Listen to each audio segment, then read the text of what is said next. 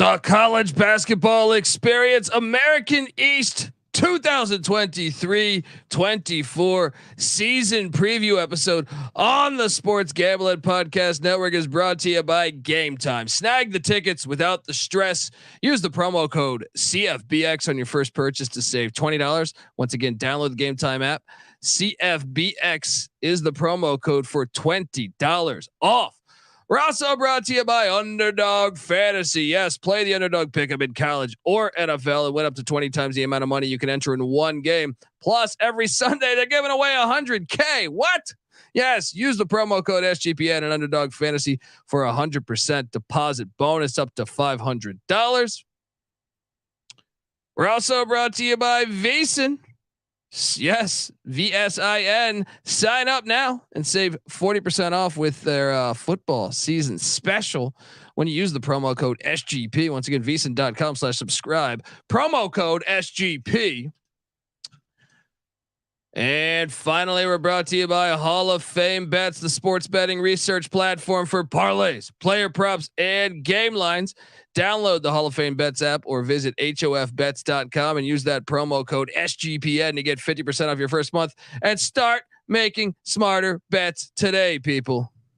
Hey, what's up, you degenerate gamblers? This is Bill Burr, and you're listening to SGPN. Let it ride, baby.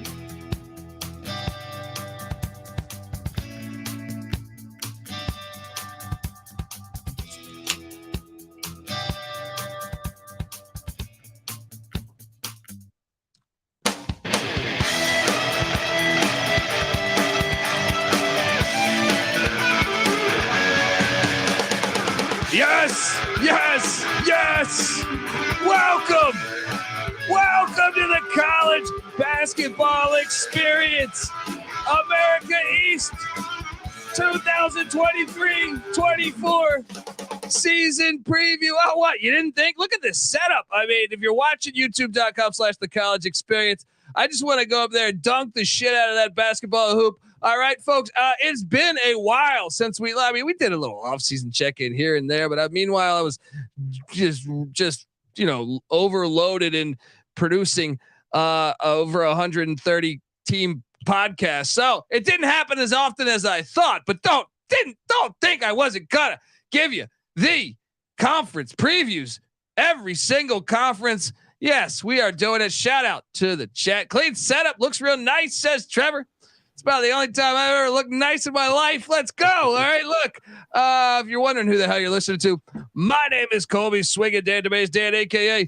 Pick Dundee. That's not a pick. This is a pick. He was raised in the land down under, where a man thinks on his feet, speaks with his fists, and lives by his wits. When Dundee happened, he was a superstar. He's the kind of guy that would drink a gallon of gasoline so he could piss in your campfire. You could drop this guy off at the Arctic Circle wearing a pair of bikini underwear without his toothbrush, and tomorrow afternoon he's going to show up at your poolside with $1 million smile and a fistful of pesos.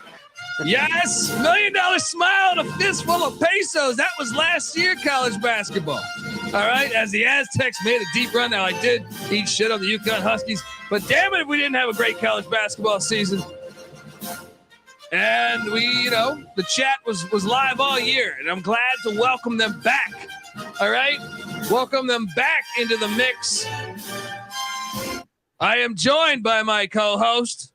It feels good to be back, man. I feel like I haven't even talked to you much. I mean, we did an episode here or there, backyard ball preview or something, but give it up for former video coordinator for Bob Huggins and Frank Martin, Moneyline Mac, aka Ryan McIntyre. How you doing, brother? What's going on, brother? Glad to be back. Glad to see the chat's back. And yeah, like you said, we haven't. I mean, we cross paths. We talk a little bit about Big 12 football, but I mean, this is the heart and soul, the show that never sleeps, the college basketball experience. Let's go, man. Yes, I mean, what better way to kick it off with the America East? Let me play my Hulk Hogan theme. No, fucking around. No, I don't want to get us kicked off of YouTube again and have people sending me hate mail. But anyway, look, man, here we are talking American East, the new setup. I kind of just want to fall asleep and just look at that new setup, and that's it right there. But we're gonna have to ruin it because this guy's known to ruin a few parties. All right, he's the man behind the scenes of the college basketball experience. He's always doing it. Give it up for Noah Beanick. There we go. And I'll jump over to this screen because now we got the 3-man booth where we're gonna have a better 3-man setup in a little bit here. But let's just jump right into it, man. How you doing, Noah? What's going on, guys? Dude, I'm super excited. I mean, we killed it last year with college basketball season. And hey, Mac, you want to dunk it one time before we get rid of it? We're good. Oh, yeah. Come on. There you go. Eat shit pit. That's starting to off right, baby. Hey, they got the last laugh. They knocked out one of your Big 12 teams last year. We won't. December 6th. We got about 1,000 games between now and then, though. Yes. So Noah's been putting in the work behind the scenes, doing great work as always. And we're starting off. We figured we go from best conference to worst, and we'll start off with the American East Conference because it's fucking absolutely loaded. All right. It's got Vermont. I mean, look, we'll go through the teams in a second, but Vermont is a wagon. All right. We know that. But look, folks, before we jump into all that, I want to tell you that the college basketball experience American East 2023-24 season preview is brought to you by Game Time app. Buying tickets to your favorite events, they shouldn't be that stressful. All right. They shouldn't. I was just in Laramie, Wyoming, getting absolutely cherry bombed with those Wyoming Cowboy fans. It was fantastic. But guess what? I didn't stress because I just had it at the Game Time app, and I just boom, click a button. Next thing you know, I'm going to the fucking game. All right. No stress, getting it done. Game Time's the fast and easy way to buy tickets for all sports, music, comedy, and theater that is near you. And with killer deals on last minute tickets, and they have this best price guarantee thing. Woo! You got to check this out. You can stop stressing over the tickets and start getting hyped for the fun you'll be having at that very event. And forget planning months in advance. What has that ever gotten you? There's like a 75% divorce rate in this country from people planning fucking months in advance. If you just go get married in Vegas, you'll be fine. All right, just on a whim. Those are the ones that always last, baby. All right. So look, Game Time has deals on tickets right up to the day of the event, and they have the Game Time guarantee, which means you'll always get the best price. If you find tickets, in the same section a row for less, Game Time will credit you 110% of the difference. So download the Game Time app, create an account, use that promo code CFBX for $20 off your first purchase. Once again, terms apply. Create that account, CFBX for $20 off. Download the Game Time app. Last minute tickets, lowest price guaranteed. We're also brought to you by Underdog Fantasy. Yes, Underdog Fantasy has a way to play alongside your favorite football team all season long. You can win up to 20 times the amount of money you enter in a single game by going 5 for 5. From now until October 4th, Underdog is matching 100% of the first deposits up to $500. Oh, and they're just giving away a cool $100,000 every Sunday. Nothing there, huh? You couldn't use $100,000 in your life. All right. Like they're giving away $2 million in total for all season long prizes. They're giving away $100K each and every week. And also randomly $10K to 10 different random people. Holy hell, is the best deal ever. New sweepstakes every single week of the NFL season. And look, I told you folks on the college football show that I host, the college football experience, Sam Houston live on Thursday, I think. So check out that. So watch along, make picks, and maybe make a little extra cash over at Underdog's mobile app or website, underdogfantasy.com. When you sign up with the promo code SGPN, Underdog will double your first deposit up to $500. That's Underdog Fantasy, promo code SGPN. All right, we are back on the college basketball experience. So glad to see the chat rocking along.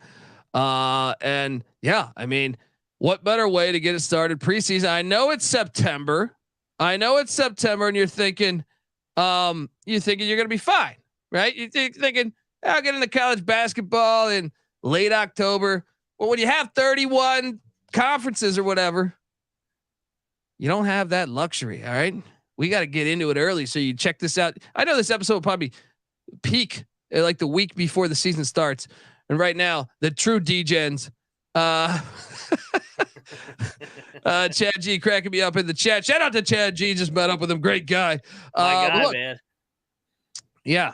Let's fire away here on this American East because we're going to go alphabetically which is always, shaky when you're asking me to go alphabetically. Let's start off with the Bryant Bulldogs. B comes before A, right, folks? No. Let's go right into it. Let's go with the Albany Great Danes and we'll give out our projection on where we think everyone will finish at the end. But I want to give each team enough love here as the Albany Great Danes, which is just, let's be honest, that's one of the best mascots in all of college sports. Dwayne Killing's third season here. They were 8-23 a year ago, including a 3-13 AE record.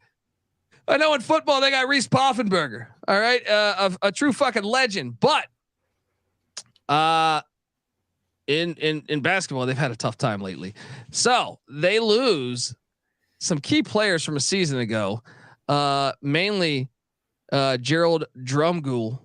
I'm probably butchering your name, Gerald, but hey, get used to it. All right. They also lose Daquan Davis. They lose a lot. Now incoming, they go out and get Sebastian Thomas from Rhode Island, Amari Marshall from Hofstra, Marco Arletti from Delaware, Tyler Bertram, who I know from UAB, and Marcus Phelan from Cornell. You look at all that. I don't know. I think Sebastian Thomas is projected to start. Same with Amari Marshall. That's why the portal is so big these days in college football or college basketball. I was a bit shocked when going through here that Bertram, I remember him at UAB, was not projected to be a starter. I wonder if that will be accurate by the time the season goes. What do you guys make of the Great Danes? Mac, what do you make of them this year? Could this be, they gotta be better than 3-13 in the AE. They can't be 9th in the AE going into your third season. Dwayne Killings, what do you think?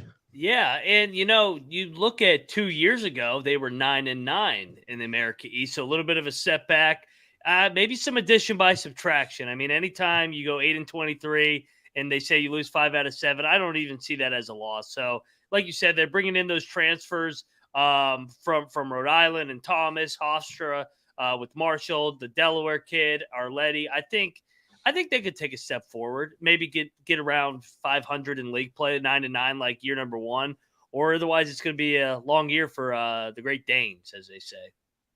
They lost 5 of their 7 scorers this offseason. So yeah, there's 2 ways to look at it. You could say, well, we weren't good with them last year. That's what I'm saying. Yeah, get them out of town. Or, you go, bring in some new talent. The problem is when you bring in, are they going to be familiar? Are they going to know what you want to do offensively and defensively? And cause I feel like maybe basketball is a little bit different than football, where football, you're trying to build that system. Basketball you are, but I feel like basketball, you can pick it up a lot faster. Noah, what do you make of the Great Danes? So yeah, like you guys mentioned, kind of a sophomore slump here for Dwayne Killings. It was kind of plagued by injuries too. A couple of big key injuries there for Albany. And last year they were 11-17-1 against the spread. So pretty bad. A team like that, a small name, it might take the market quite a bit of time to adjust to that. A couple of injuries. So like Colby mentioned, losing 5 of their top 7 scorers. They're gonna really have to rely on their front court. And Jonathan Beagle and Aaron Reddish, although he plays for the Great Danes, Beagle, the last name, he averaged 12.5 points, 7.5 boards, 2 assists. Reddish, he was the stretch 4, shot 37% from 3 last season. Albany finished 346th in KenPom, ranked just 253rd in offensive turnover rate, 273rd in three-point percentage. And their adjusted defensive efficiency was 354th. Really going to have to take some strides offensively here for this team. Yeah. Look, I'm going to project, we'll give out our rankings. I don't think you'll see this team dancing by any means, but I'm saying they will be That's improved. A bold statement, right? Colby. No. Yeah. But they will be improved. They're going to be middle of the road. Look, maybe you'll hear me talk about them a little bit. All right, let's jump over. Will Brown is not walking through that door for these Albany Great Days. He was great there for 20 years, but yeah, it's been rough sledding there with Killings right now. What's that? I'll agree with Colby. I think this season, they'll finish it a little bit higher if they can avoid some of these injuries. Sebastian Thomas, that Rhode Island point guard that transferred in, he averaged 22 minutes a game, 2.3 assists off the bench. And then I think the big one that's going under the radar here, UAB transfer guard in Tyler Bertram. You guys had mentioned his name. Mac might know more about him than I do, but I mean, hopefully he was a sponge behind Jelly Walker and Eric Gaines. Dude, he was good. I remember watching. That's why I was shocked. Actually, I was a little surprised he dipped, but I guess it's a battle for minutes there in Birmingham. I don't know, but let's jump on over to Vestal, New York. To talk about the golf course. Check out the back nine on the Binghamton Bearcats. Look, 13-18 a season ago, 8-8 in the AE. And I gotta admit, I feel like I was late to the curve as far as starting to as the season prolonged. I was like, fade Binghamton. And then they started to enjoy the 19th hole. Yeah. Secret of the pros, man. But Lavelle Sanders, once again, third-year coach, much like Albany, 8-8 in conference play a season ago. They do lose a couple of double-digit guys in Jacob Falco. Is that Rock Me Amadeus? Remember that song in the 80s? No, you guys probably don't. And Miles Gibson. Both those guys combined for 25 points a game and just about 10 boards. Those are tough loss. They also lose a couple benchmen in Christian Hinkson and John McGriff. Shout out to Fred. But the newcomers, they bring in Samir Torrance from the Syracuse Orangemen. Also bring in Taimu Cherney from Quinnipiac, the Aqueduct. There we go. Chris Walker also coming in from Little Rock, and Nehemiah Benson from the Moving Company. You look at what they return. They return a couple of key guys, I would say. Dan Petcash, great name. Great fucking name. Also guard Armin Harid. How do I Harid? Harid is that? Yeah. And then forward Tariq Balogun. Great. This team's names fucking incredible. All right. Pass me the old Balogun. Anyway, look, this team I do think is going to be on par with last season. I don't think they're going to be shitty. I think they're going to be maybe even a little bit improved. Mac, what do you make of the golf course? Yeah, and you mentioned it, like they were on our fade list, but then they came out of Christmas break and they finished 8-8 in league play. They started 8-4, so they lost their last 5 games, including their conference game down the stretch. So they were a team that started to ascend a little bit in year number 2 of the Sanders era. We'll be interested to see if they could take another step. 8-10 year 1, 8-8 year 2. Lose a couple pieces, but got a little bit of the core back and some key pieces in the transfer portal. Anytime you can get a high major guy like Torrance from Syracuse, you got to think that's a good fit. Bring your pitching wedge, by the way. Oh yeah, and that deep on that bench, they also have a forward name, Steven Snag. Oh my God, this team. He could hit a flop shot. This team has. Trevor in the chat goes, the number 1 team player or number 1 names in the country so far. Yeah. I mean, we're only 2 teams in, but he goes, the list has to start somewhere. Oh, it starts right here. Dan Petcash, fucking Tariq Balogun. I like blowgun there. Yeah. Blowgun is probably what's going to happen over there. I mean, look, Steven Snag, Evan Ash. I'm excited for Binghamton basketball. Nobody walks into the event center at Binghamton, Invest in New York, and grabs a dub, baby. All right, let's go. Noah, what do you make of this team? Yeah, so we have coming up at the end of the show just the opportunity for us to make some predictions. This is my sleeper team in the AE this year. I think Petcash is going to play a big role on this team, both sides of the ball.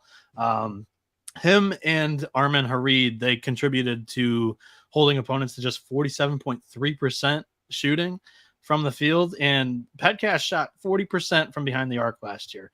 A team that ranked 343rd in 3-point shooting percentage after losing their top 2 scorers in Jacob Falco and Miles Gibson, our top 2 of 3 scorers on the team last year. More opportunities are going to open up here for Petcash, and Armin Harid on the other wing, he only shot 27% from 3. So Pat Cash is definitely going to get more opportunity. And Samir Torrance, formerly of Syracuse and Marquette, he'll play the point. He averaged double-digit major conference minutes in all 4 years of his career so far.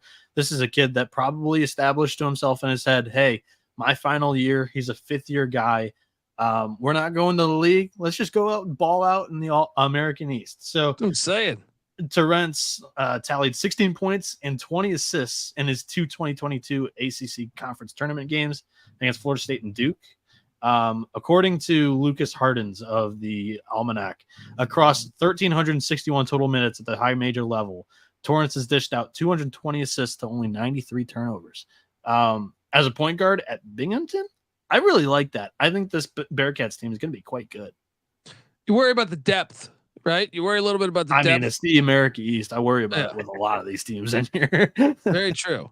And I completely back you up on the fact that Torrance, nothing like, I'll turn down playing ball in Turkey to come back and play at the event center. Let's go. All right. Moving along. Let's jump on over to a team that I'm always excited to see because they have that Ric Flair fuck you mojo, and that is the Bryant Bulldogs. Ever since Peter Kiss that was there, they've been a fun team to watch. They were 17-13 a year ago, 8-8 in the AE. Smithfield, Rhode Island just ain't the same. At the Chase, this is the Chase Athletic Center. Get that Chase money, man. All right, they take it from me all the time. All right, look, this is a team that has been. What would you consider them as far as like mid-major? I would say like they're not on Vermont's level or Colgate's level, but they're close, right? Mac, what would you say about that? I don't know if anybody's on Vermont's level other than like the Gonzagas of the world, but yeah, Colgate and Vermont, they're like on a whole different level. But I mean, you mentioned it, Jared Grasso, the head coach there. It took a little bit of a transition, I thought, in the first year from Northeast to American East, but they started playing better.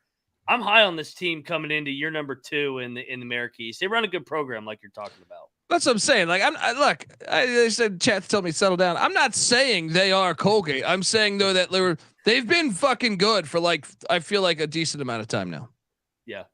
Now. Yeah, no, they have. Yeah. I mean, they won 22 games 2 years ago, 17 last year, so 40 combined basically in 2 years. That's a solid program. And look, they did lose Charles Pride. All right, he's gone. 14.6 points a game a season ago. They also lose Antoine Walker to a poker game. No, that's the other Antoine Walker. But they brought in St. John's transfer Rafael Pinzon. That's a great get. At Bryant, are you fucking kidding me? That's a great get. They also bring in the Billikens transfer Daniel Riviera Country Club, and also UMass Lowell transfer in conference. Oh, nothing like a good fuck you. Connor Withers coming in. And also they went out to Western Wyoming where I just was to bring in Hugo Ferreira. He was one of the 12 people that I realized lived in Western Wyoming. Anyway, you look at this starting lineup and what's projected from them. Once again, these are projections. So I don't want anyone, DMing me. You're a fucking, if you look, I do want people DMing me that I'm a fucking idiot. Just don't DM me regarding the Bryant Bulldogs projections that I'm a fucking idiot. They still have Doug Edert. Remember him? Bit of a legend. Oh yeah. Yeah. Anytime that guy goes to New Jersey, the scattered ass wants to jump on him. But he's coming off the bench. They still got Earl. They brought in what? They still have Earl Timberlake. He was once at Miami, right? Wasn't he at Miami? Or I'm trying to remember where Timberlake. I think he was with Jimmy Larinaga at Miami, if memory serves me correct there. They also have, yeah. Yeah. No, he was at Miami and Memphis. Yeah. Sorry. I'm getting mixed up. Yeah. Yep. You are correct. Yeah. That's what I'm saying. I kind of liked his game at Miami. Dude, college basketball has this thing where like it's different than football. Whereas football, I pay attention to year round, and I pay attention to college basketball, but there's something about a memory wipe that happens in the You off-season. were right about Miami too. He was at Miami, Memphis, and now Bryant. What the hell is this guy doing? He needs to play for Ryder because he'd be part of the moving fucking company. All right. Good God. Anyway, yeah, Sharif. So you're not going crazy. It was just 2 long years ago. No, but dude, with college basketball, like when you hit the off season, like I go heavy into football and you kind of start to forget the names. You're like, wait, and then you're like, wait, I know this name. So Eric Stevenson. Yeah. Fucking guys at every school. He does not have any eligibility left. Yeah. Welcome to college. You sure? He might be under false identification somewhere. But look, this starting five could be pretty good. Sharif Gross Bullock is a guy that averaged 17 points a game a season ago, and he's in his 5th year. You got to love that too. They have multiple 5th-year guys, Miles Latimer. So look, I'm going to go ahead and say, you look at the seniors here, they're projected to start 5 seniors and one of them being a 5th-year senior. That's what you want to see to me as a team that, could be playing for March Madness. I think they're a legit contender for the AE. Mac, what do you make of the Bulldogs? I was going to say they could be a sleeper, but I don't even think they're really a sleeper. I think they're going to challenge Vermont. I don't know if they'll get over the hump, especially because this conference, the America East, is played on the home court for the championship game. That's that first Saturday, 10 a.m. game on the 7 a.m. your time. So you got to get home court because you don't want to play Vermont in the finals at their place. But I think this is a team that could win 20 games, definitely, especially with the experience and then just the second year taking another step under Grasso, who's been really good there. I like this team coming into 23-24. And weren't they the team that had like the brawl with the fans? Yes, their last game in the championship game, right? Yeah, in the high school gym, it looked like. Look, big fan of that, and hopefully we get another brawl. That was when they were in the NEC, right? They open up at Rutgers here in a couple weeks. So I mean, they're a team that could pick off one of these high majors with. They did with last year too. They seniors. beat Syracuse, right? Bryant always did? beat Syracuse. Colgate always beats Syracuse. I feel like Colgate beats Syracuse every year. I feel like no. Am I full of shit? No, I'm not, because I know Colgate. I've cashed on the money line. Syracuse. They beat them by 1. Yeah. Yeah, there was a bunch of a dust up. That's right. Yeah. It was Doug Eager. It was Eater. Yeah. Yeah. I did. Oh yeah, he slapped somebody, right? Yeah, hilarious. And then he ran. He did the old slap, and then he ran. It was fantastic. That was 2 years ago. I'm getting my years mixed up. Fucking hilarious. That's fantastic. No, I actually think they're contenders, and I think you might hear old Dundee a little bullish on the Bulldogs of Bryant. End of this episode. Let's move along though to the next. I'm sorry. Yeah, I got burned. I tried to get too cute, and I thought Bryant would win this conference last year. I got burned. The whole market, not just me, but the whole market was off on this team. 5-11-1. It was the worst conference ATS team in the America East last year. 11-16-1 overall.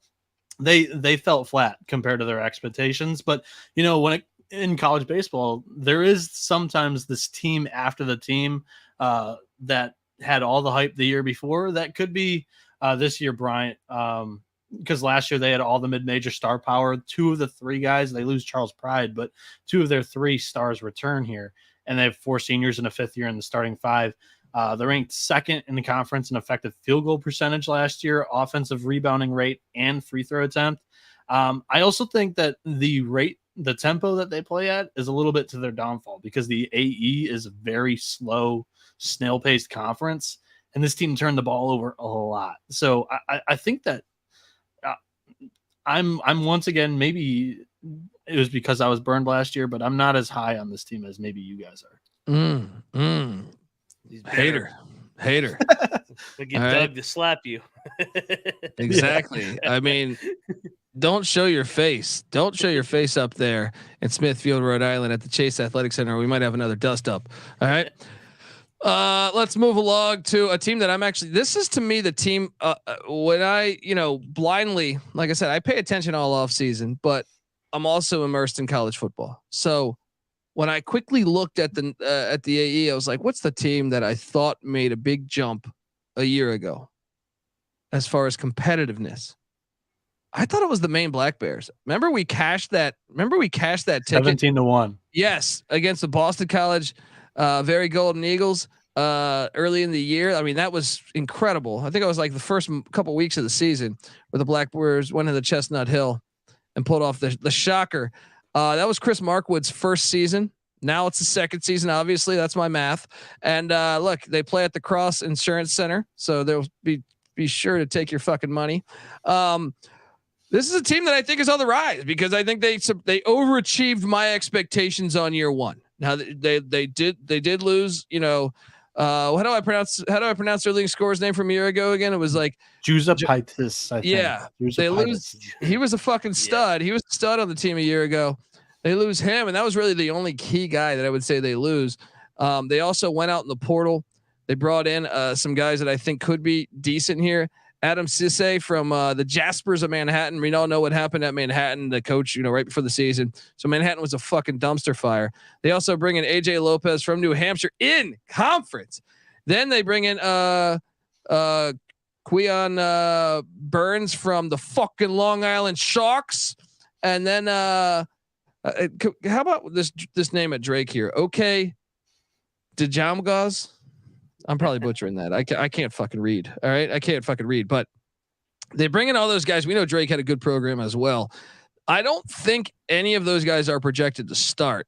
So they're all going to be on the bench, but I do think this is a team that is on the rise. And if you look at the returning production they bring in, getting Tynes back at the guard spot, 14 points per game, just a shade under 5 boards per game, shade under 4 assists per game, complete player. And then you bring in, the other guys that I was alluding to that are coming back from a year ago. Peter, Filipovity. Fuck. Filipovity. I don't know. I stopped. I just gave up in the middle of that. Jaden Clayton back at the point guard spot. And also Christians. Oh man. Feierbergs. I can't fucking read these names. Let's not give an analysis on this. All right. Let's just say, hey, let's talk about the team. No, honestly, I do think this team showed a lot of fight. They were improved. I thought as the season went along, they were just kind of better than what I thought each night in, night out. I got a lot to, I kind of have a soft spot for the Black Bears in football or basketball. So I pay a little more attention to them. I think this team is going to be chippy. Now, I don't think they're in contention to win the conference, but I think they're going to be chippy and they should be a fun watch. And they'll probably, continue to improve and overachieve based on their projections this year. Mac, what do you make of the Black Bears? Hold on. Before Mac gives analysis, can I pitch this idea from Brandon Shirk? And instead of doing all these conference teams that everybody else does, the preseason first team, can we do preseason first team all name team?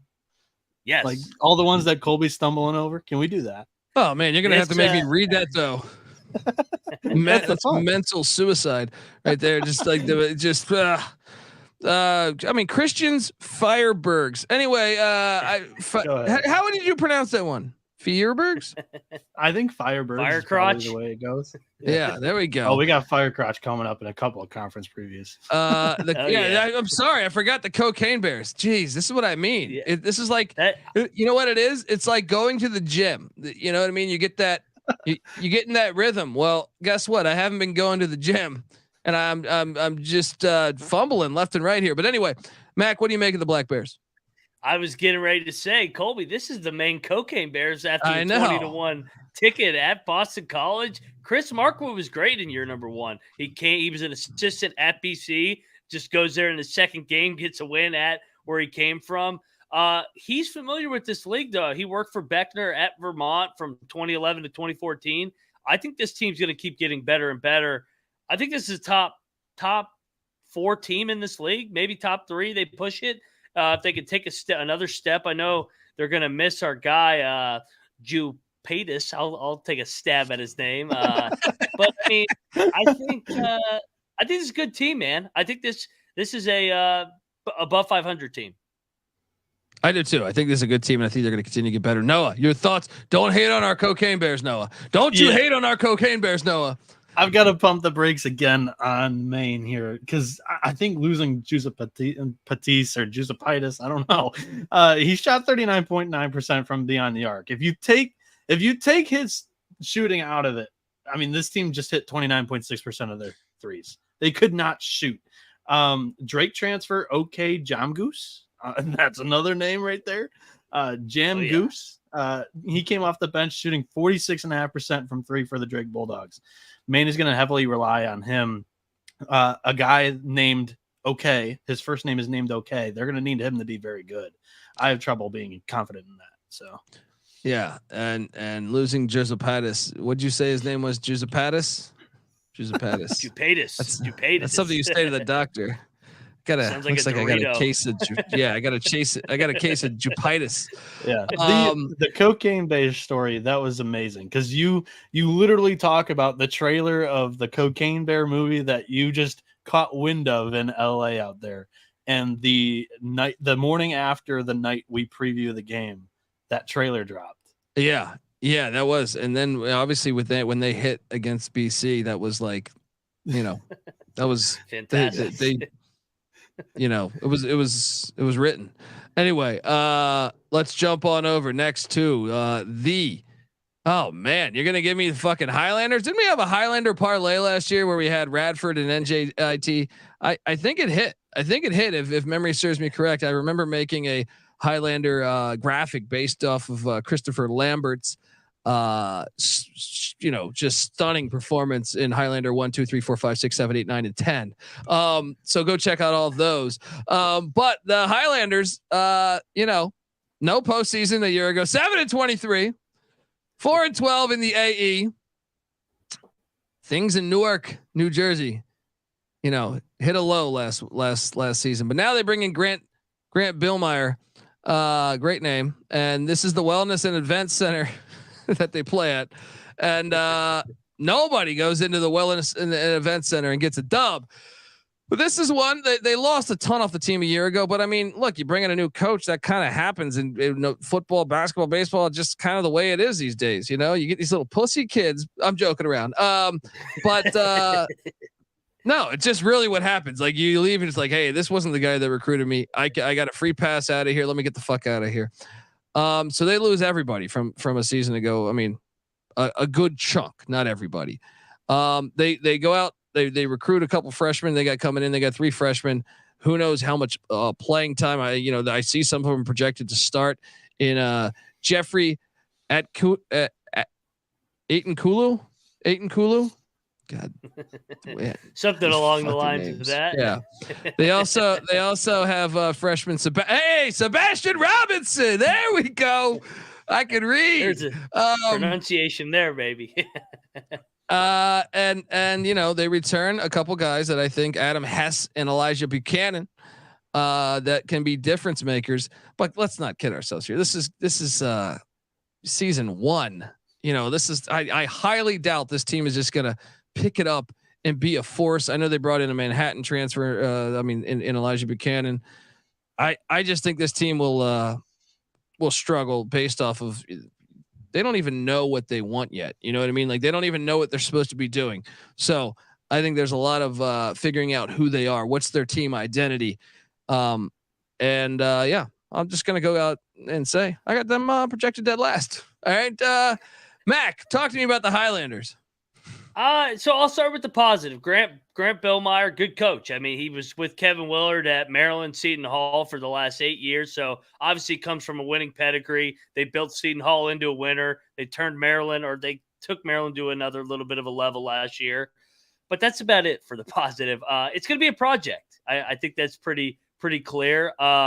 Maybe this is a team we hop on in mid-February when they're catching numbers as a dog and late into first year, entering the second year. Like you like to say with football, sometimes the identity of the coach, you start seeing what they're going to be in year number 2 at the end of year number 1. But I mean, I think this team's going to get their ass kicked for about 2 months in the non-con. Yeah. Noah, how do you feel about the Highlanders? I know you said you got them in contention for the championship. Yeah. Challenge Duke and Kansas. That would be the way they would go so far on the podcast. But no, I'm right there with you guys. This team has the potential of starting 3 freshmen. It's going to be a rebuilding year for the Highlanders. I don't expect much of them because of the opportunity that he's going to be getting and the role that he's going to be playing. Sebastian Robinson, the point guard. Right now we have freshman of the year as like a category. Maybe we got to change that to newcomer so we can include like transfers in there. But Sebastian Robinson would be my choice there, just because he's going to get plenty of opportunity on this team. Fair. And Kip C is 100% correct. NJIT, start your fucking football program, you little sissies. What are you doing? Start your football program. All right, look, before we get to the next one, I want to tell you folks out there that the college basketball experience American East season previews brought to you by VEASAN. Yep. Sign up now. Save 40% off football season with their special when you use the promo code SGP. Once again, VEASAN.com/subscribe, promo code SGP. Cause look, my pals, Sean and Ryan, Sports Gambling Podcast, they're back. All right. And they're in a contest going head to head with other VEASAN shows to see who sells the most subscriptions. All right. Come on, folks. This isn't one of those bullshit subscriptions where you sign up for like 10 CDs for 1 cent and then you end up paying like a bunch of money on the back end and you're just, you're cursing the name of Sam Goody. You know what I mean? No. All right. This is fine. Look, the winning show gets $1,000 Super Bowl future. And get this. This is the best part. Stack of the Money Green and Real Money Kramer are going to cut you in on the prize if they win. All right. So step one is go to VEASAN. That's VSIN.com/subscribe and use the promo code SGP to sign up. Step two is go to sportsgamblingpodcast.com/VEASAN to submit your proof of purchase. If they win, you'll get a vote on what team to use the $1,000 Super Bowl future on. And if it hits, you'll get an equal piece of the action. So go to VEASAN.com/subscribe, use the promo code SGP, then go to sportsgamblingpodcast.com/VEASAN to submit. We're also brought to you by Hall of Fame Bets. Yes, win bigger by betting smarter this NFL season with Hall of Fame Bets, the sports betting analytics platform for parlays, player props, and game lines. Look, research every NFL, NBA, MLB, and soccer bet with historical stats and data. All right, so stop betting in the dark and join over 30,000 users researching with Hall of Fame Bets to craft more intelligent, data-driven parlays. Download the Hall of Fame Bets app or visit HOFBets.com and use the promo code SGPN to get 50% off your first month. Start researching and start winning with Hall of Fame Bets. All right, we are back talking American East, and you better believe, like, I'm already ready. It's like the best time of year. You got football going. Check out all of our football stuff. All right. I host the college football experience. We have the FCS college football experience. Mac hosts the Big 12 experience. It's the Big 12. All right. To quote the great Dan Hawkins. Check out all that stuff. But yeah, I can't wait for hoops to start too. You know, you're just right there. October, November, December, just the best months in the sports year, all the way up to March. All right. All the way up to March where everyone dances. All right. Now, speaking of dancing, will we see this team dancing? And I'm not talking about Ted. All right. I'm talking about, the New Hampshire Wildcats. Wildcats.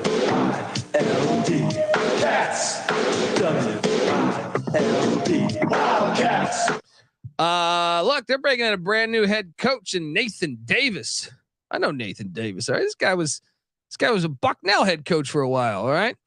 He goes back. I think he's from the same city I was from. That's right. Washington, D.C. There we go. Shout out to Nathan Davis. But yeah, brand new head coach coming in. He was at Bucknell for a solid amount of time, jumps on over to the Wildcats of New Hampshire. And I mean, it's interesting because you look at what New Hampshire did a season ago, 15-15, 9-7 in the AE, finished third, bringing in new life. And nobody goes into the Lundholm Gymnasium and gets a dub. All right. Look, they did lose a lot. All right. They lost Nick Johnson. He's gone. All right. Just 13 points, 5 boards. Oh, no problem. Kyrie Brown, gone. 11 points, basically 4 assists per game. All right. Gone.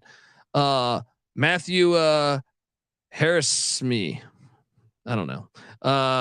He's gone. Also Nazim Derry, gone. They lost some key guys, but they went out there. All right. And they stayed aggressive. They say, you get the fuck out of here. You graduate, whatever you're going to do, just get the fuck out of here. All right. And they went out and got Western Texas college transfer Ahmad Robinson, who's projected to be their starting point guard. They also brought in Naeem Miller from Edinburgh University. There we go. They also have someone from a community college, right? And it's not me, believe it or not. Dior Davis coming in. Also Paul Gakmar coming in from Hillsborough Community College.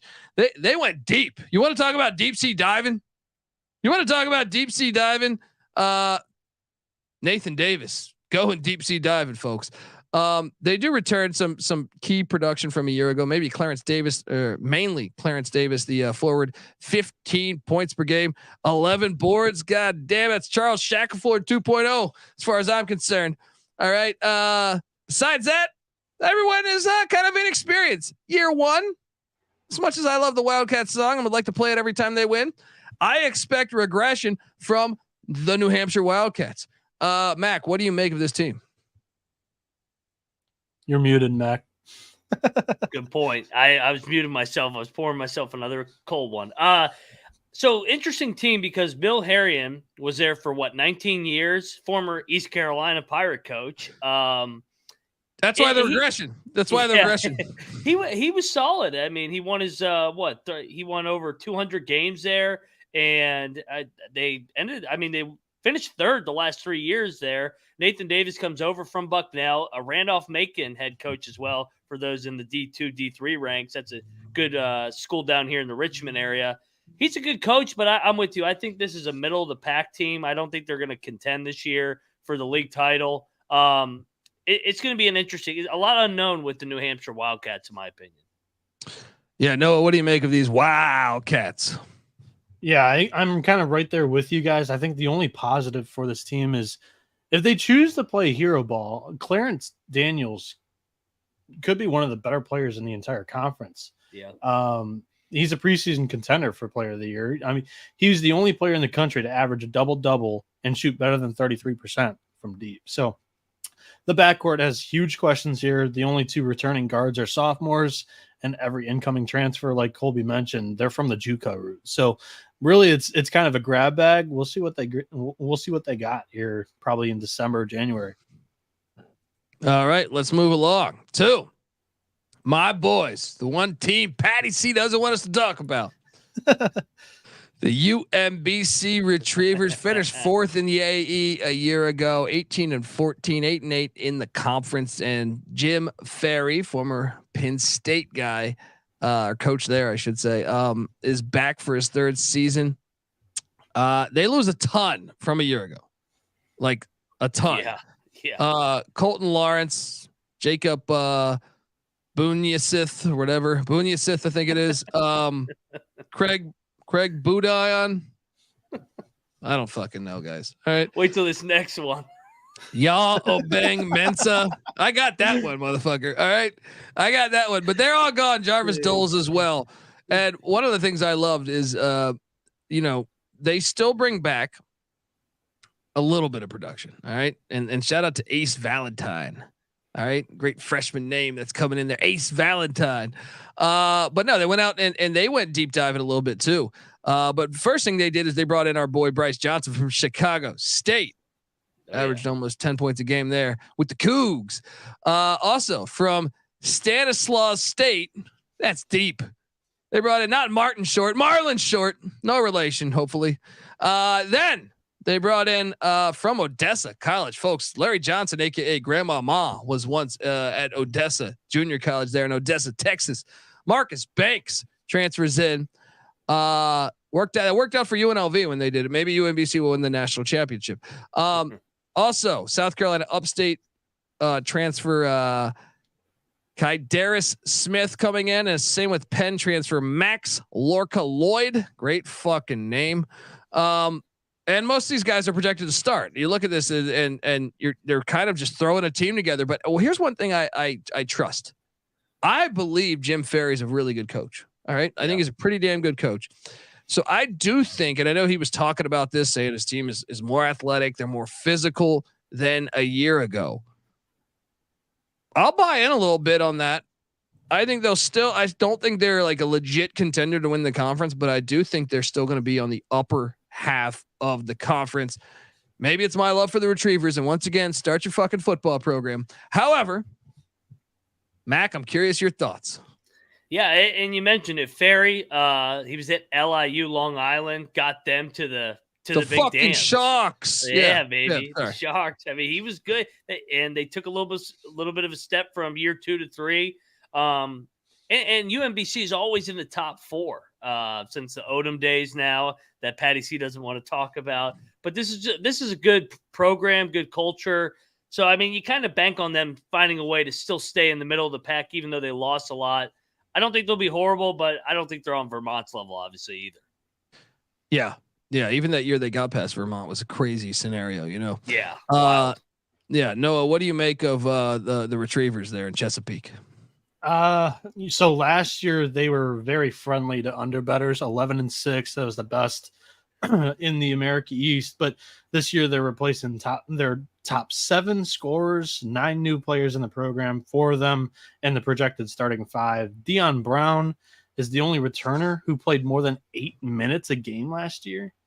I'm not very high on this team. Maybe I'm too low on them because they do have a pedigree as a good program here in the America East. But the nerving stat that I found was in 15 of Jim Ferry's last 16 seasons as a head coach, the defense finished outside the top 200 in defensive efficiency. So when your roster has this kind of turnover, I don't think that's going to fly.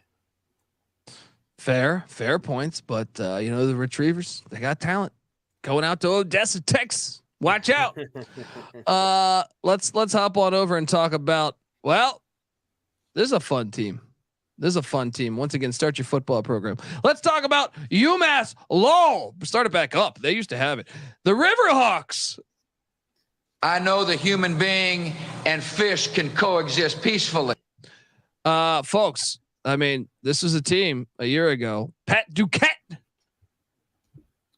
They were pretty fucking good. They finished second, 26-8, 11-5 in conference.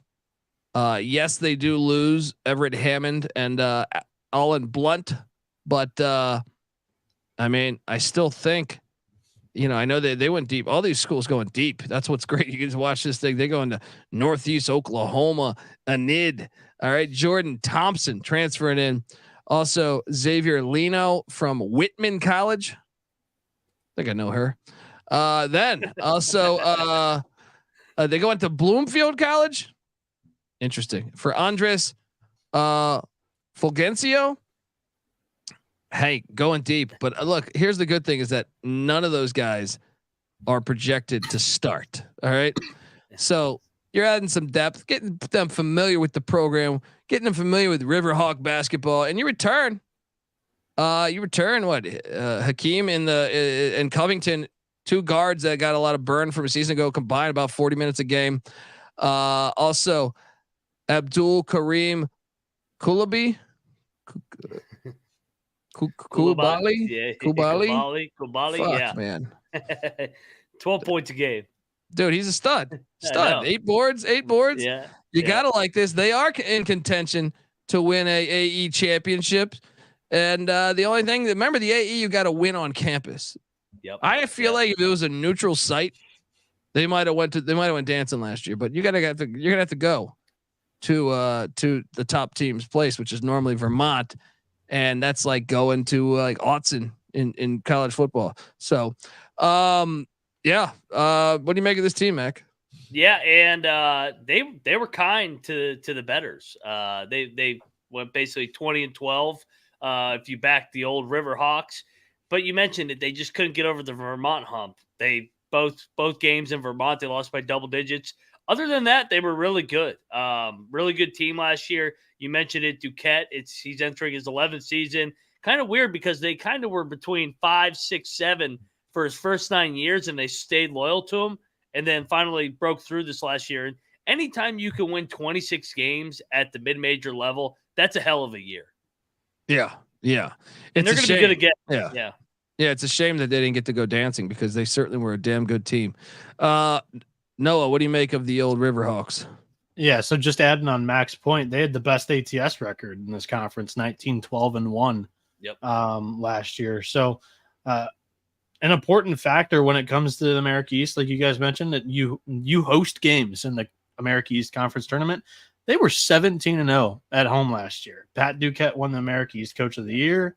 Lowell, they lose some of their top sharpshooters on the perimeter, but Hammond and Blunt still, those are the 2 that they lost, but they returned 7 players that averaged double-digit minutes, 66% of their scoring.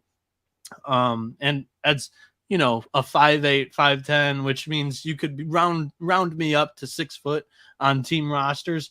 I like having a good front court in the regular season, and this team's got a great one. Maybe the best defensive front court in the league last year with the forwards Coulibaly and Brooks. UMass Lowell ranked 13th in offensive rebounding, 14th in 2-point percentage allowed, and 26th in blocks. Former LaSalle point guard Ayinde Hakim, he's going to be the Energizer Bunny for this team. When he goes, the Riverhawks go. I pulled this from Lucas Harkin's piece on UMass Lowell in the Almanac. When Hakim recorded a positive assist to turnover ratio, UMass Lowell was 16-1 last season, 10-7 when he did not. And the Riverhawks were also 15-2 when he scored 10 or more points. So Lowell's going to be very good because they return their 4 and their 5 and the point guard. I think this is a team that you definitely, if you're going to get too cute and pick somebody other than Vermont to win this conference, I think it's UMass Lowell, because last year they kicked the shit out of Bryant when they played them. January 22nd, 98-79, and February 15th, 85-71. And real quick, for one, because we're going to be talking about bye games coming up here soon in about a month. Last year, 1-2 in their bye games, almost beat Rutgers at Rutgers, almost lost in overtime at Rhode Island, and then they beat Frank over at UMass. So maybe a team we looked back at in a bye game spot. For sure. Yeah, and shout out to Keith Landry, who says, I just want to know, when can we get games back at the Divider? Unfortunately, St. Francis Brooklyn has canceled their whole entire athletic department, so you can tell that they're the people in charge of that school are a bunch of piles of shit. Yeah, start your basketball program, St. Francis. Start your football program. Start your baseball program. Start sports. All right, it makes life a little bit better. Studies have shown that sports make life a little bit better. Anyway, next up, let's get to it, folks. And Brandon's already saying it. You know, I'm looking at it right now. We got the Vermont Catamounts here, and start your football program. This is the only state in the country outside of Alaska, which is understandable in a way, that doesn't have a football program. All right, what are you doing? You're the flagship school. Start your you fucking filthy hippies. Start your fucking football program. This program in basketball, they have only had one losing season in the past 20 years, guys. And that was 2005. I mean, they've been to the NCAA tournament since 2002. They have been to the NCAA tournament 9 times. 9 times. John Becker just killing it here. And it's that home court. They have a legit home court edge. I think something me and Mac highlighted all the time. I was like, I'm not taking against them they blow teams out at that fucking stadium. What is the name of that again? It's the Patrick Gymnasium. All right. Yes. Nobody goes into the Pat and gets a dub. All right. Patty's Day, baby. And look, they lose Dylan Penn though. If that guy played college basketball for 77 years, he's finally gone. All right. They also lose old Finn. Oh, I know old Finn Sullivan. All right. He's gone.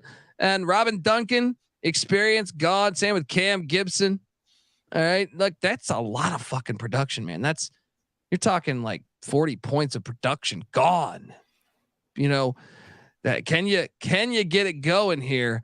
We'll see. Now, the good news is that they brought in a few guys. All right. They're excited about freshman Seth Jabba the Hutt. He's coming in from Orchard Park, New York. Also TJ Long from Fairfield. All right. Interesting. He averaged double digits for Fairfield a season ago. They also brought in Jace Rockmore from UC San Diego. You know, I don't know how, I mean, he averaged 6 points a game with they're not the Toreros. I forget what they are, but they, UC San Diego. Also getting Brenton Miles from Bowling Green. Tritons, right? Yeah. Tritons. There you go. Brenton Miles, 5 points a game there at Bowling Green. Bowling Green keeps it all decent program. And then Shamir Bogues. Wait.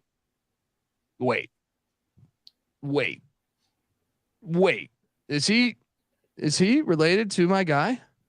Muggsy? Tell me he is related. He's 6'4". It can't be possible. Can't fucking be possible. But no, he's not. I just looked. His father is Father is a son of Shannon and Chantel. Damn it. Yeah. Sorry, Shamir. I thought for a second. Yeah. I mean, look, as a kid, that was one of my guys, man. So Shamir Bogues coming in. He's projected to be a starter. They also return Aaron Deloney, 12 points a game a season ago. They still have TJ Hurley, who got about 16 minutes a game. He's going to step up. And then they have also Matt Veretto and also, oh man, Ayo Falaye. At the forward spot. Now this is a guy that only got 12 minutes a game a season ago. Who knows how he pans out? But I trust the fucking program. What are we doing here, guys? What are we doing here? They have the best home court environment. It's the only thing going on in this fucking state because they don't have a football team. All right. Nobody is going to beat this team. I mean, look, that home edge. Now they might beat them a couple times when they hit the road. UMass Lowell probably pull an upset. But I just feel like they're fire at home. I mean, for years, even before I did this show, I was betting the hell out of them at home. I feel like since I've been alive, it's like 13-1 last year at home. They're only lost to Toledo. Yeah. That's what I'm saying, dude. I'm not fading that. They're fucking, it's a lit environment. Yeah. I mean, I think they'll be fine. I think they're going to be in the mix for even though they lost a lot. Like I think you can really build a case that UMass Lowell and Bryant should be better on paper, but I trust the program. So Mac, what do you make of this team? So it's kind of like what we say with Kansas, Gonzaga, and teams like that in these kind of leagues. This is probably the year to get them if you're going to get them, but you're not going to get them because they're not going to lose a home game. Last year, to keep in perspective, they started 2-7 because they didn't play any home games. They were in California for like the whole fucking, and they almost won all the holidays. Yeah. They almost beat USC. I was watching that game. Yeah. And then, I mean, they started 8-10 and then they never lost again until Marquette in the tournament. In a game where they were hanging around, we were watching that game in Vegas. I thought they had a chance to pull off that upset. Yeah, they lose a lot, but man, I've heard this song and dance before. They're going to win the league again. I will back them as long as they get home court, which they will, and then they'll protect it on that Saturday early game and they'll punch your ticket. Yeah. Yeah. Shout out to Keith Lange. Says, babe, are you coming to eat dinner? No, honey, I'm getting a breakdown of the American East Conference. Shout out to Keith. Yeah. Yeah. I mean, I just think it's almost like Gonzaga. It's like a Gonzaga in the WCC. But Noah, what do you make of the Catamounts? Yeah, I'm just gonna retweet whatever Mac just said there because a lot of it came right off my notes. But Trevor said it in the chat. TV DBJ. Vermont has had the last 7 players of the year in this conference, 7 straight titles as well. They bring in 6 new pieces. And their backcourt only has 2 guys that averaged 10 minutes a season ago, 10 or more minutes. So I think this is going to be exactly like last year. Cause I was like, okay, last year, I know it was a terrible West Coast trip. Let's look at their schedule early on this season. I think this is a team that you probably fade early again. They directly draw Charleston in the Myrtle Beach Classic. Their non-con includes roadies at Virginia Tech, Bradley, Toledo, and Brown. Plus home games, or the Brown at home and Colgate at home that returns a couple of their top pieces. It shouldn't be a 2-7 start, but 4 or 5 losses by January can definitely be a possibility. A dumb kink in the schedule here, and this is something to keep in mind. The Catamounts play UMass Lowell and Bryant back-to-back, both times in 2 separate occasions on the schedule. One of them is in a stretch of 3 straight road games. So I think that UMass Lowell, I don't know about Bryant. They did have a 4-point loss against Vermont last year. I'm a little bit more higher on Lowell here. They could lose one of these 4 games, 2 of these 4 games in this stretch. That's nasty. That's terrible for schedule makers. So all that said, I have my doubts, but Becker and Vermont have earned the benefit of the doubt. Yeah. Yeah. I mean, all good points, man. But at the same time, as we jump to our projections, because that's the AE, I'll start off at number 1. I do have Vermont winning this yet again. At number 2, I have the Bryant Bulldogs, not UMass Lowell. I do think they're programs heading in the right direction. And I think from a talent standpoint, they're getting to a point where I do think they can contend and perhaps make the big dance. At number 3, I'm going chalk still. UMass Lowell, the Riverhawks. I think most everybody's going to have those 3 in the top 3. At 4, I'm counting on progression. The Maine Black Bears jumping up to number 4. Let's go. At number 5, I do have UMBC staying in that mix for somewhere along the top. Maybe they'll be battling for 4th or 5th down the stretch. At number 6, I got the Great Danes. It would be number 1 if Poffenberger would put. I saw highlights of Poffenberger dunking on his Twitter page. They might need to take a look at Reese Poffenberger. At number 7, I'm going with the golf course Binghamton. And at number 8, the Wildcats of New Hampshire. And number 9, NJIT. Mac, what is your projected order in the AE? Yeah, I think we're pretty similar aligned here. Vermont, death taxes. Vermont wins America East. I also got Bryant the year after the hype, jumping ahead of UMass Lowell. But I still got UMass Lowell in the 3-hole. Maine Cocaine Bears, man. I think they take another step in year 2 there. I'm going to take a flyer on the Binghamton golf course at number 5. I liked what I saw from them late, so I'll take them at number 5. I'll take the Retrievers from UMBC at number 6. And then probably at 7, I'm going to go Albany, and then I'll round it out with New Hampshire, and then I think everybody's going to have NJIT in the 9-hole, as they say in baseball terms. All right, that's my starting batting order. Noah, what's your order here, man? Yeah, NJIT in the 9-hole, UMBC 8. I have them as my bust team. I'm not buying this year. 7 Maine, a little bit lower on them than you guys. 6 New Hampshire, 5 Albany, 4 Binghamton. That's my sleeper team. 3 Bryant, 2 UMass Lowell, and 1 Vermont. Ooh, yeah. So we're all going chalk here. No surprises in the AE. Do you guys want to? We didn't even need to do an episode, huh? Do you guys want to run through some of these predictions here on the spreadsheet that we've got? So regular season, we all said Vermont. Does that change for tournament champion? No, because it's at home. Yeah, if it was a neutral site, 100%, but no. Yeah, I've got the same. So your sleeper team, just a team that is not Maine. It's the Maine Black Bears. Yeah. Yep. I said mine was Binghamton. Bust team from you guys. I mean, that's got to be one of the 3. I'll say UMass Lowell, even though they're going to be 3rd. I just feel like that's going to be the biggest disappointment for them.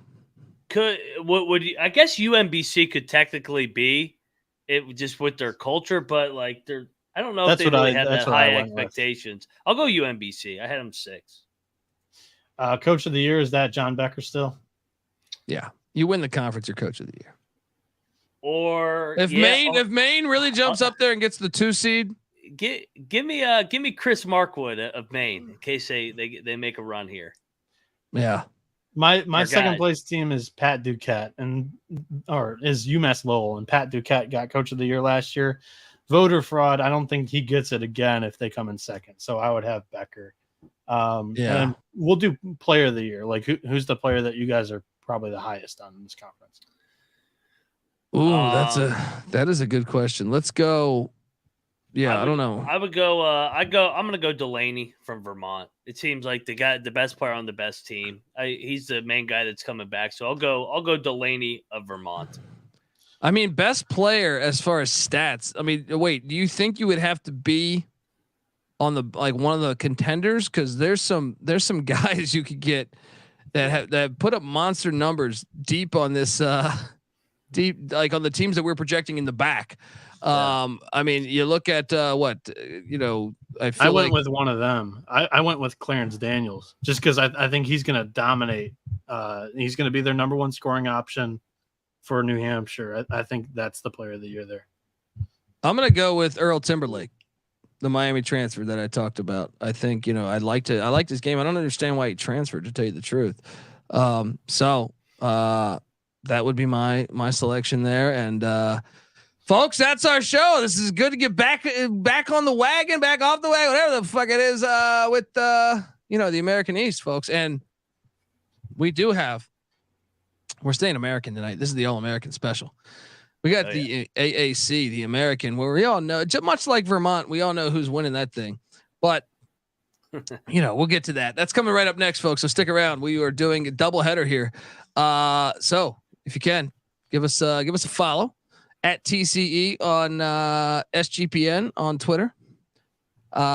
Noah's on Twitter. He changed his at Noah B77. Thankfully, the bottom of the screen saved me there. And Moneyline Mac is on Twitter at Moneyline_Mac, host of the Big 12 Experience. Check out the Big 12 Experience as well. And remember, Noah also does the College Baseball Experience. Check out that. And I also host the College Football Experience, the FCS College Football Experience. Check out that. And I'm on Twitter at @TheColbyD.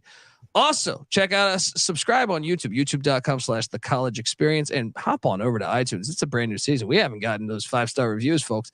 Takes 2 minutes out of your day.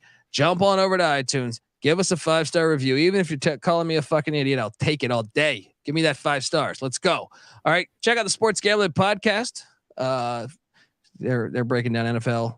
They're gonna be jumping into college basketball though in a couple weeks here. So check them out. Get the SGPN app. It's free to download in the App Store and Google Play Store. And come talk college hoops with us in the Discord, sportsgamblingpodcast.com/Discord.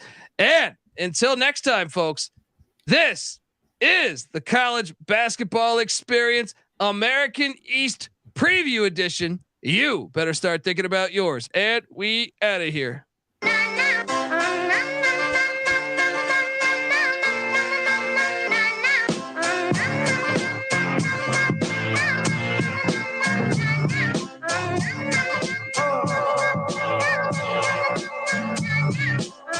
Yeah, it's got me thinking about the good shit. The minute that I seen your grill again, it made me good trip. Good dog to mine back like dog, but wine that. Man, I didn't get mad when you gave me hit the can back.